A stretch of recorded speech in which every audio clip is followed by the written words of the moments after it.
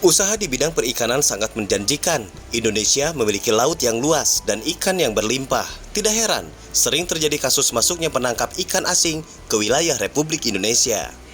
Peluang besar untuk para nelayan. Maka dari itu, salah satu agenda perjalanan Jack Tumewan dan Elhan Jakaria ke Palu, Sulawesi Tengah untuk mengecek kapal-kapal nelayan.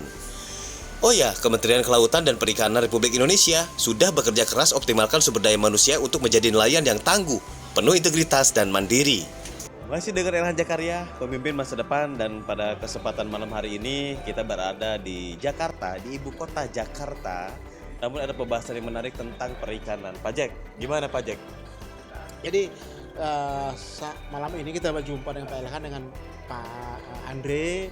Kita bicara mengenai penangkapan ikan dan pemanfaatan UKM ikan di seluruh Indonesia dari Papua sampai dengan Sumatera. 2017 saya masih ingat Pak Jack waktu itu ke Manado, ke Maluku, Papua, baru ke NTT. Apa hasilnya? Bagaimana kabar-kabar pengusaha ikan di sana? Jadi sekarang dengan bergantinya kepemimpinan di Kementerian Perikanan, dengan munculnya ini Pak Trenggono ini, banyak sekali kemudahan lewat Dirjen untuk bisa menangkap ikan supaya pasca pandemi ini nelayan-nelayan di seluruh Indonesia bisa diberdayakan untuk meningkatkan pendapatan mereka.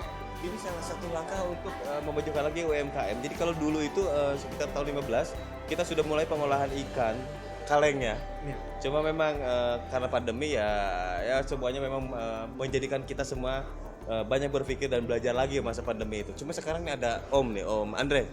Om, gimana Om? Usaha ikan itu gimana sih Om?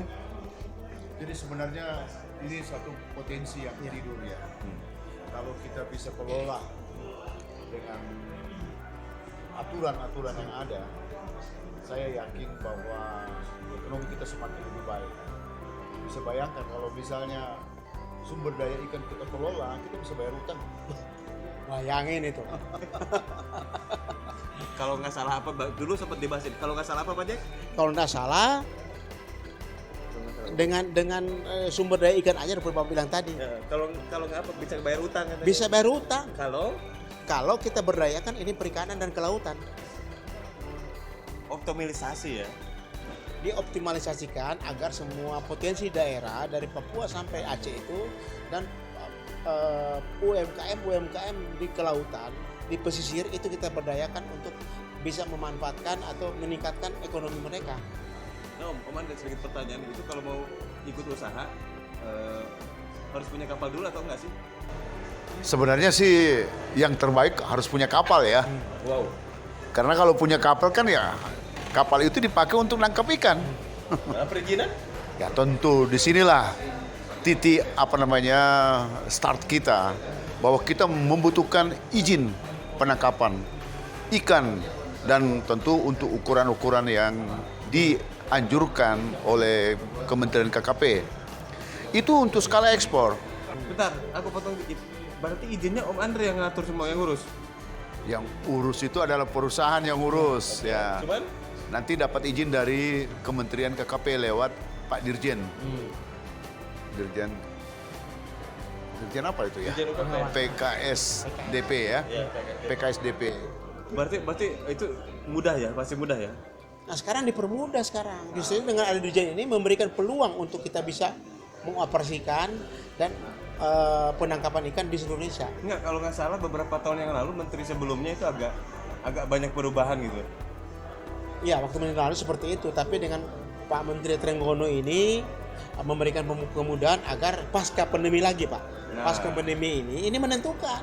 Karena di daerah seperti Pak Jokowi bilang kemarin, bahwa yang paling menentukan, yang paling untuk memajukan ekonomi di seluruh Indonesia adalah UMKM di seluruh Indonesia.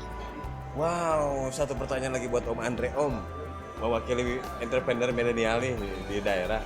Tadi Om bilang kan lebih bagus punya kapal. Kalau yang punya kapal gimana Om? Ya tentu begini, dibutuhkan kapal besar, di mana kapal-kapal kecil ini nantinya yang dimiliki oleh UMKM atau petani nelayan yang menangkap ikan di pesisir tentu akan menyuplai kapal-kapal besar sebagai feeder gitu. Berarti sistem partnership-nya Om sudah kuasain ya, kita tinggal nunggu instruksi nanti ke depan. Ya, itu harus dikuasai partnership-nya. Itu dia maksudnya, makanya saya tanya, kan nanti teman-teman pada nanya gimana caranya. Satu pertanyaan tadi, syukur-syukur sudah punya kapal, berarti ada usaha, boleh koperasi, boleh KUB, boleh PT, boleh apa. Nah, nanti tunggu instruksi selanjutnya dari Pak Jack sama Pak Andre, Om Andre. Jadi ya kita apa sih gitu kan yang bisa kita kerjakan, ya kita kerjakan. Apalagi Indonesia ini kan lautnya luas banget itu. Mungkin 70% ya. Iya. 70%. Ngeri. Dan belum terkelola dengan Iya. Bapak bilang tadi bahwa laut ini bisa membayar hutang ribuan triliun, bisa. Saya percaya Pak Jack. Cuma banyak sekali pencurian yang tapi kita bisa tangkap semua. Nah, ini perlu diawasi. Oh Nah, iya. diawasi melalui perizinan yang diberikan kepada perusahaan-perusahaan penangkapan yang besar. Ya kan? Iya. Supaya juga bisa istilahnya itu memberdayakan nelayan-nelayan kecil ini untuk bisa mendapatkan tambahan value added dari situ. Sebab nanti kalau ikan besar yang dia tangkap itu bisa untuk skala ekspor, ikan kecil bisa untuk dipasarkan di dalam negeri. Wow, menarik. Oke deh, kalau gitu Pak Jack ada tambahan Jadi satu. tambahan kita, kami menghimbau teman-teman dari Papua sampai Sumatera untuk bisa bergandengan tangan dengan kami untuk yang punya kapal, yang nelayan, yang punya kapal kecil. Mari kita satukan visi untuk ikut membangun Indonesia dan meningkatkan pendapatan para pemuda atau entrepreneur. Nah, dari setiap provinsi itu. Oke, Om Andre sedikit buat milenial di daerah nih. Banyak pasukan yang udah lama nggak kita sapa nih. Ya tentu saja kan sekarang ini banyak yang non-job ya. Nggak punya kerjaan gara-gara COVID ya.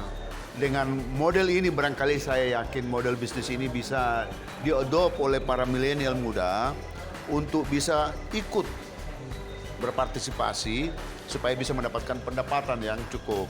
Ya. Oke, terima kasih Om Andre, Pak Jack. Terima kasih. Dan buat teman-teman pemimpin masa depan dimanapun berada, dia adalah satu langkah jurus jitu yang saya lakukan ketika saya ketemu dengan pengusaha, ketika saya ketemu dengan leader. Saya curi ilmunya dan saya bagikan melalui link YouTube ini. Kenapa? Membuka peluang pekerjaan untuk kita semua.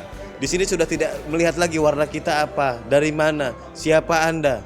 Selama Anda bikin bekerja dan memiliki capability yang siap, itu kita akan sinergi dan kolaborasi, membangun partnership yang baik. Tadi seperti bilang bahwa syukur-syukur kalau sudah punya kapal, tapi jangan khawatir, ada solusi untuk yang tidak punya kapal besar ya tentunya, bisa dengan kapal kecil menjadi satelit untuk mensuplai ke cold storage yang ada di kapal besar nanti. Ehan Zakaria, mohon pamit.